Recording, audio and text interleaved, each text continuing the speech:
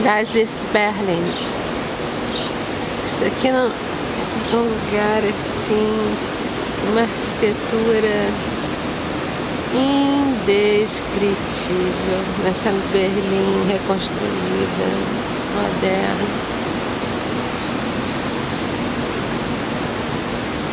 Estou dentro de um pavilhão da Sony, também tem um monte de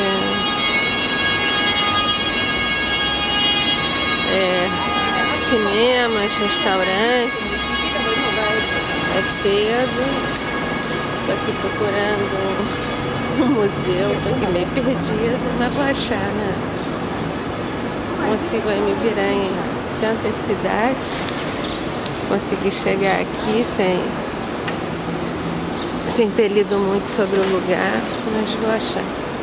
Vou ir por fora gastar meu alemão. Berlim, no seu último dia em Berlim, para a construção do Fashion Tour Berlim 2011 Bread and Butter. Venha comigo. Vai valer a pena.